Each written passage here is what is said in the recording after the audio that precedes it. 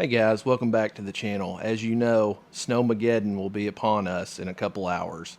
I'm sure you guys have all went out and got your bread and milk and toilet paper and the essentials for snowstorms in the south, right? But today I'm going to go through a few things, maybe you haven't thought of, a few little last minute things you might want to consider getting or getting out of the shed or whatever. Obviously, first thing's going to be blankets, warm weather gear, gloves, hat, jackets, that kind of thing. But everyone's going to have those, right? And I'm sure you have your water dripping and, heat on and everything else. But we're going to go through some things maybe you didn't think of. So the second thing is going to be, hand saws, axes, chainsaws, because there might be trees that fall on your house, near your house. You may have to cut yourself out of your driveway or on the way to the store or work or whatever. So something to cut your way out. So the next thing is going to be extra fuel. You might need it for your four-wheeler, your side-by-side, your chainsaw, or even your car. So, extra fuel cans. Next thing is going to be extra water. What if your pipes freeze? What if you can't get to any water sources? Everything's frozen up. So, extra water. And you want to make sure you have a couple gallons on hand. Next up is going to be food, of course. Peanut butter, canned items, ramen noodles, just survival foods. And if you really want to get hardcore with it, go ahead and do something like Mountain House meals or even the old trusty MREs. And then to cook that food, if your power's out or you don't have a gas stove, something like a little jet boil, or even a camping stove that you can cook all your Snowmageddon meals on.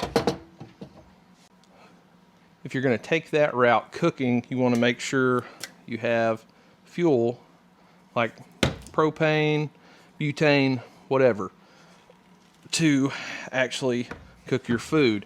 And the other thing too is propane, you can, power goes out, right? And it's gonna get cold in your house. So you might be thinking about getting a Mr. Buddy heater, a fire pit, just whatever, something like that. Next up is going to be electronics. You want to make sure your phone is all the way charged. Flashlights, make sure they're charged and everyone has one. You want to make sure, power tools, whatever, make sure all those are charged. And you might think about getting one of these giant battery banks.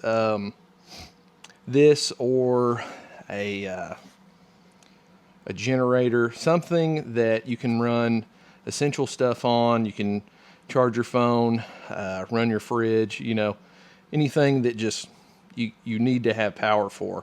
It's good to have a backup and make sure they're all charged before the power goes out. The other thing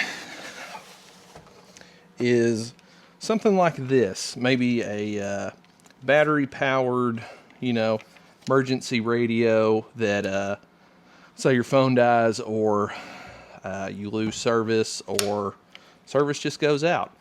Be good to have something like this to kind of keep you and your family informed about what's going on. Next thing is you want to help insulate your house the best you can. So from anything like hanging blankets over windows and doors to duct taping, the seams of the windows and doors, something to help keep all that heat that you've generated on the inside. And that may be everyone in one room that you're trying to heat and closing off all the other rooms. Just anything to keep the heat in and insulate the best you can. Next up, first aid. You want to make sure you have some sort of first aid kit, even if it's just a Band-Aids and boo-boos type thing, just because, again, power goes out, roads are impassable, you know, emergency services probably can't get to you, so you might be on your own for a little while. Next thing up is going to be really just something to entertain yourself while, you know, if there's no power or no cell phone service or something like that, you're going to need something to pass the time. So, you know, that could be board games, play with the family, or a couple good books to read, or even go ahead and crack your old dusty Bible off and check that out while you got the time and nothing to do. The last thing you may have forgotten about is cash.